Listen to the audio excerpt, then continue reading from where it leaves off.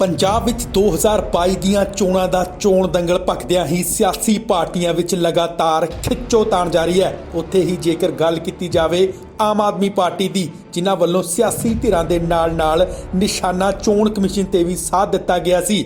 ਜ਼ਿਕਰਯੋਗ ਹੈ ਕਿ ਬੀਤੇ ਦਿਨ ਪਹਿਲਾਂ ਆਪ ਦੇ ਸਹਿ ਪ੍ਰਭਾਰੀ ਰਾਘਵ ਚੱਡਾ ਨੇ ਪੰਜਾਬ ਵਿੱਚ ਆਪ ਨੂੰ ਰੋਕਣ ਲਈ ਨਵੀਂ ਪਾਰਟੀ ਨੂੰ ਸਹੀ ਸੀਮਾ ਤੈਅ ਤੋਂ ਪਹਿਲਾਂ ਰਜਿਸਟਰ ਕਰਾਉਣ ਦੀ ਗੱਲ ਆਖੀ ਸੀ ਤੇ ਅੱਜ ਉਸੇ ਗੱਲ ਦਾ ਨੋਟੀਫਿਕੇਸ਼ਨ ਜਾਰੀ ਹੁੰਦਿਆਂ ही आपने फिर तो भाजपा के दिहाड़दियां की कुछ किया, वो भी सुनना जरूरी है। 13 जनवरी 2022 को आम आदमी पार्टी ने प्रेस कॉन्फ्रेंस करके आप सबके सामने एक बहुत बड़ी बात कही थी और कहा था कि हमें सूत्रों के हवालों से ये खबर मिल रही है कि इलेक्शन कमीशन ऑफ इंडिया अपने डिफाइंड रूल्स और कानूनों में संशोधन करके, बदलाव करके एक नए ग्रुप को पॉलिटिकल पार्टी में रजिस्टर करवाना चाह रहा है और सारे कानूनों को, सारे रूल्स को ताक पे रख के इलेक्शन कमीशन ऑफ इंडिया हर सूरत में इस ग्रुप को, इस मोर्चे को एक पॉलिटिकल पार्टी के तौर पे रजिस्टर करके इन्हें इलेक्शन सिंबल अलॉट करना चाहता है। हमने कहा था कि दो बड़े बदलाव चुनाव आयोग करने जा रहा है। पहला कि बीच चुनाव में आचार संहिता लगने के बाद, यानी कि मॉडल कोड ऑफ कंडक्ट की अनाउंसमेंट होने के बाद, इलेक्शंस की अनाउंसमेंट होने के बाद, यानी कि चोण जाब्ता लगने के बाद बीच चुनाव में इस पॉलिटिकल पार्टी को रजिस्टर किया जा रहा है और इलेक्शन कमीशन का डिफाइंड कानून है कि किसी भी पॉलिटिकल पार्टी को रजिस्टर करने से पहले 30 दिन का, 30 डेज का नोटिस पीरियड देना होता है, कानून में लिखा है। यानी कि अगर मैं 1 जनवरी को अपनी एप्लीकेशन दाखिल करता हूं तो 1 जनवरी से लेकर 30 जनवरी तक, 31 जनवरी तक 30 दिन की समय सीमा होती है जिसमें लोगों से ऑब्जेक्शंस इनवाइट किए जाते हैं, एक नोटिस पीरियड दिया जाता है। इलेक्शन कमीशन इस नोटिस पीरियड को 30 से घटाकर 7 दिन करने जा रहा है। यह हमने आपको कहा था कि हमें ऐसा अंदेशा है, हमें डर लग रहा है, हमें सूचना मिल रही है, सूत्र बता रहे हैं कि ऐसा होने जा रहा है। और आम आदमी पार्टी की भविष्यवाणी, आम आदमी पार्टी का अंदेशा, आम आदमी पार्टी का शक यकीन में बदल गया। 14 जनवरी 2022 को यह मैं सर्कुलर आपके सामने लाया हूं। ये इलेक्शन कमीशन का सर्कुलर कम प्रेस नोट है जिसमें इलेक्शन कमीशन ऑफ इंडिया ने 14 जनवरी 2022 यानी कि कल ये सर्कुलर जारी कर कहा है कि हम एक पॉलिटिकल पार्टी को रजिस्टर करने के लिए जो 30 दिन की समय सीमा होती है उसे कम करके 7 दिन कर रहे हैं। इन्होंने कारण दिया है कि महामारी है, कोविड है, तो पॉलिटिकल पार्टी अपनी रजिस्ट्रेशन फॉर्म दाखिल करने में, फॉर्मेलिटीज पूरे करने में उन्हें कुछ प्रॉब्लम्स आ रही थी, दिक्कतें आ रही थी, अड़चन आ रही थी। इसलिए हमने उनको ये रियायत दी है, उनको ये रिलीफ दिया है और 30 दिन से घटाकर 7 दिन कर दिया है पॉलिटिकल पार्टी के रजिस्ट्रेशन प्रोसेस का जो नोटिस पीरियड होता है। हमने उस दिन भी कहा था कि ऐसा लगता है कि इलेक्शन कमीशन ऑफ इंडिया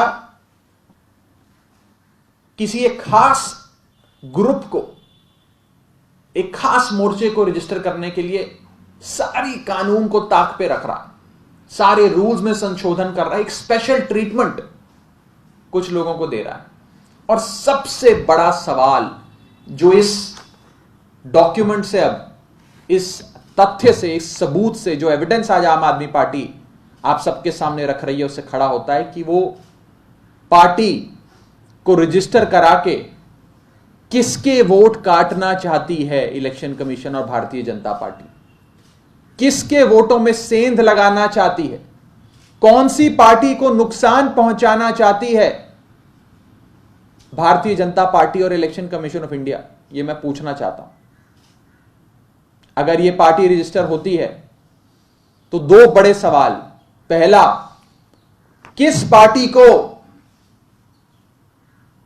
इसकी रजिस्ट्रेशन से सबसे ज्यादा नुकसान होगा, यानी कि कौन सी पार्टी के वोट खाएगी ये पार्टी, कौन सी पार्टी के वोट्स में सेंध मारेगी, किसके वोट काटेगी ये पार्टी।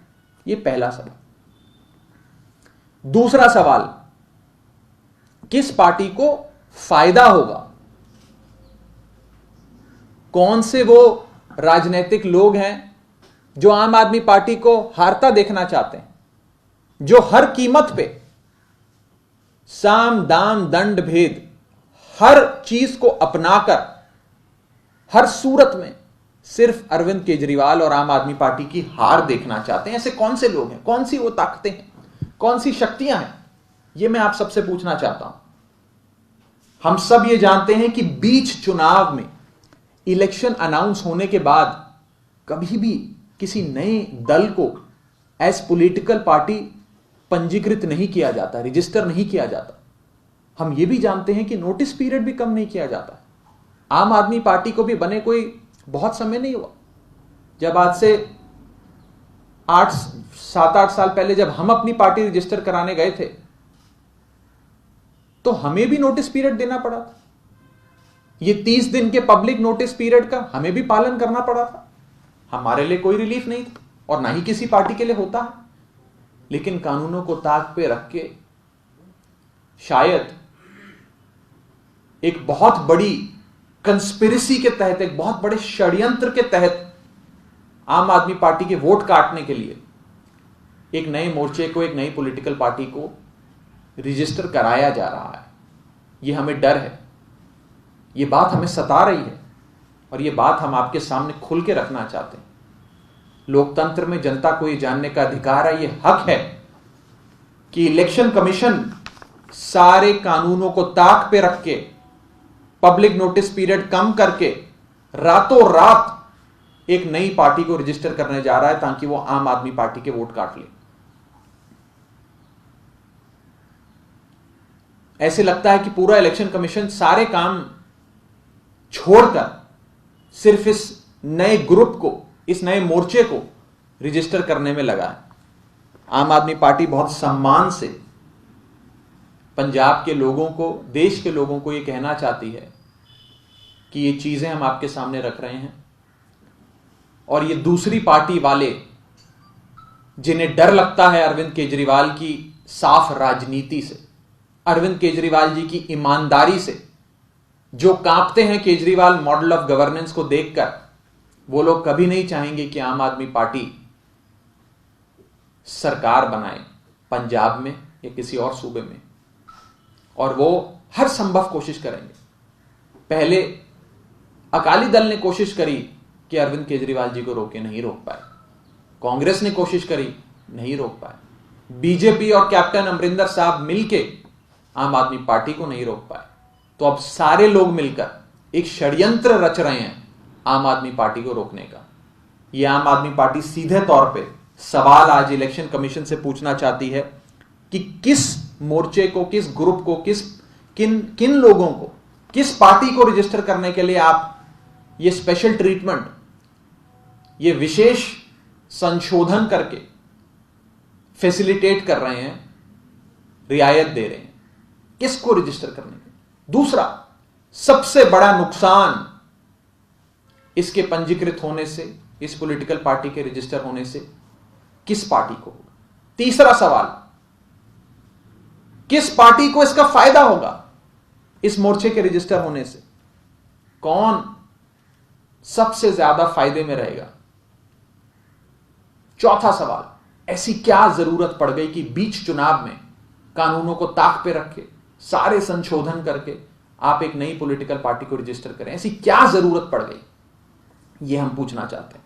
और हमारा पांचवा सवाल, क्या आज यह नहीं पूछा जाए कि कौन कौन लोग हैं जो इस षड्यंत्र में हिस्सेदार हैं, जो हर कीमत पे आम आदमी पार्टी को रोकना चाहते हैं। ये 5 सटीक सीधे सवाल आम आदमी पार्टी के, मैं चाहूंगा कि इलेक्शन कमीशन ऑफ इंडिया भी और भारतीय जनता पार्टी भी इन सारे सवालों के जवाब हमें दे। हमने परसों जो अंदेशा, जो डर आप सबके सामने जाहिर करा था, वो सच्चाई में तब्दील हो गया है और इलेक्शन कमीशन ने ये नोटिफिकेशन जारी कर ये सर्कुलर जारी कर नोटिस पीरियड, एक पॉलिटिकल पार्टी को रजिस्टर करने के लिए जो नोटिस पीरियड होता है उसे 30 दिन से घटाकर मात्र 7 दिन कर दिया है। इस संदर्भ में किसी के सवाल हो तो आप पूछ सकते हैं। आपको ऐसा क्यों लगता है कि ये पार्टी आम आदमी पार्टी के वोट काटेंगे और ऐसी कौन सी पार्टी पे? आपने 2 सवाल पूछे। पहला सवाल कि हमें क्यों लगता है कि ये पार्टी जो रजिस्टर होने जा रही है ये आम आदमी पार्टी के वोट काटेगी, और आपका दूसरा सवाल कि कौन सी पार्टी रजिस्टर होने जा रही है। मुझे लगता है कि सब लोग अंदर ही अंदर जानते हैं मेरा इशारा किसकी तरफ है, और इसका जवाब मैं नहीं देना चाहता। इसका जवाब मुझे लगता है 2-3 दिन में आप सबको, जब ये मोर्चा, ये पार्टी, ये ग्रुप रजिस्टर होगा उसके माध्यम से खुद ही मिल जाएगा। ये मैं नहीं देना चाहूंगा, ये चुनाव आयोग इसका जवाब दे कि ऐसा क्यों किया जा रहा है। नहीं, आपको लगता है कि आपके ही वोट काटेगी हमारी? ये भी सच्चाई है, ये आज के समय की वास्तविकता है, सच्चाई है। लोगों को खड़ा किया जाता है आम आदमी पार्टी को कमजोर करने के लिए। Raghav ji, what will be your next move? Will you go to the court against this shortened duration for a registration of party by EC? देखिए, मुझे लगता है कि ये सारी चीजें कोर्ट ऑफ लॉ में जाने की बजाय पब्लिक कोर्ट जो होता है, पीपल्स कोर्ट जो होता है, जनता की अदालत जो होती है, उसमें जाकर होना चाहिए। हम जनता की अदालत में ये सारी चीजें लेकर जाएंगे, ना कि कानूनी अदालत में। एक छोटा सा सवाल, ये कैप्टन अमरिंदर सिंह की पार्टी जी के बारे में आप बोल रहे हैं। कैप्टन अमरिंदर की पार्टी तो हो ही चुकी है रजिस्टर। मैं उनकी तरफ मेरा इशारा नहीं है। उनको तो इलेक्शन सिंबल भी अलॉट हो गया है। मेरा इशारा उनकी तरफ नहीं है।